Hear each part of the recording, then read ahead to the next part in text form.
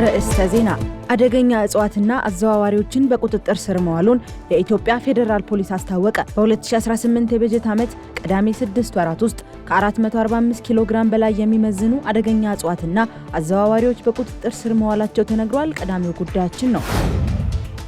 በአዲስ አበባ ከተማ ከወተት ጥራትና ግብይት ጋር በተያያዘ በርካታ ችግሮች መኖራቸውና ችግሮቹም በጥናት የተረጋገጡ መሆናቸውን የአዲስ አበባ ከተማ አርሶ አደርና ግብርና ልማት ኮሚሽን አስታውቋል። የከተማዋን የወተት ጥራት፣ ደህንነትና ግብይት ለመቆጣጠር ያስችላል የተባለ የሕግ ማዕቀፍ ማዘጋጀቱንም ኮሚሽኑ አስታውቋል። ዝርዝሩን ይዘናል።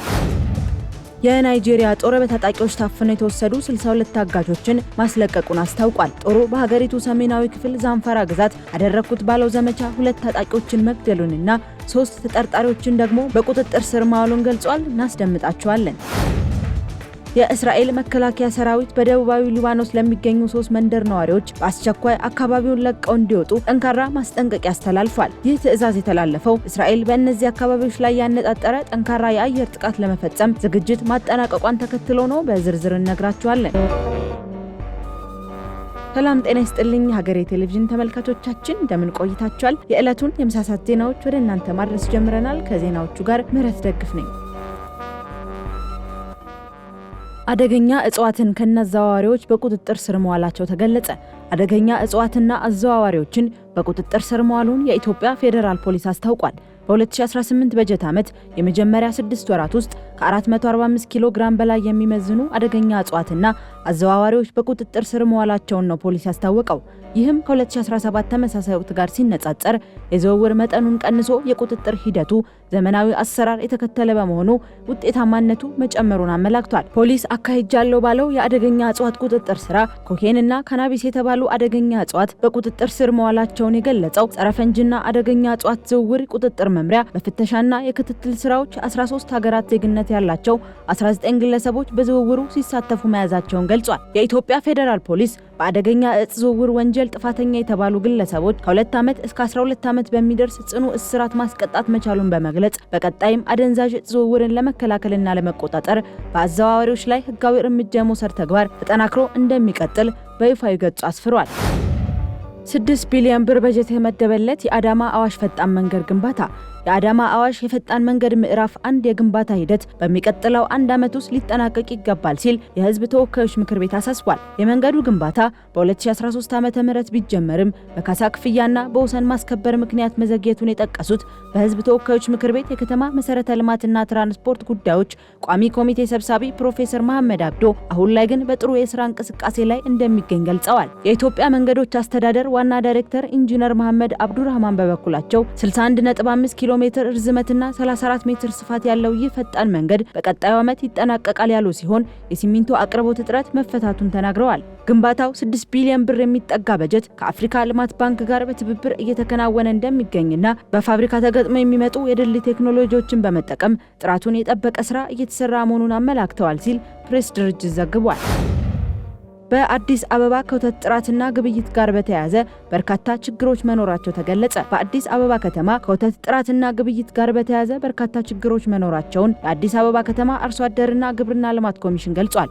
ችግሮቹ በጥናት የተረጋገጡ መሆናቸውን የገለጸው ኮሚሽኑ የከተማዋን የወተት ጥራት፣ ደህንነትና ግብይት ለመቆጣጠር ያስችላል የተባለ የህግ ማዕቀፍ መዘጋጀቱንም አስታውቋል። ይህ ተዘጋጅቷል የተባለው የህግ ማዕቀፍን ለማስጀመር ከተለያዩ ተቋማት ለተውጣጡ ኮሚቴ አባላት ገለጻ መስጠቱን በይፋዊ ገጹ አስፍሯል።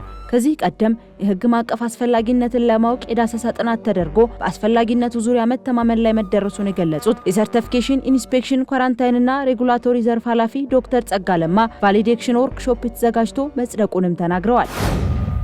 ከሀገር ውጪ ወደ ያዝናቸው መረጃዎች አለፍን። የናይጄሪያ ጦር 62 ታጋቾችን ማስለቀቁን አስታወቀ። የናይጄሪያ ጦር በታጣቂዎች ታፍነው የተወሰዱ 62 ታጋቾችን ማስለቀቁን አስታውቋል። ጦሩ በሀገሪቱ ሰሜናዊ ክፍል ዛምፋራ ግዛት አደረኩት ባለው ዘመቻ ታጋቾቹን ማስለቀቁን ገልጿል። በተጨማሪም 2 ታጣቂዎችን መግደሉንና 3 ተጠርጣሪዎችን ደግሞ በቁጥጥር ስር መዋሉን ገልጿል። ጦሩ ታጋቾቹን ማስለቀቁን ይፋ ባደረገበት ወቅት ከቀናት በፊት በግዛቱ በተፈጸመ ድንገተኛ ጥቃት 5 ወታደሮችና 1 የፖሊስ መኮንን መገደላቸውንም ይፋ አድርጓል። በሀገሪቱ ሰሜናዊ ክፍል በተለይም በሰሜን ምዕራብና መካከለኛው ክልል በታጣቂዎች የሚፈጸሙ የሰዎች እገታና የገንዘብ መጠየቅ ድርጊቶች መስፋፋቱን የገለጸው ጦሩ እነዚህን አሸባሪዎች ለማጥፋትና ዜጎቹን ለመታደግ ዘመቻውን አጠናክሮ እንደሚቀጥል መግለጹን አፍሪካን ኒውስ በዘገባው አስፍሮታል።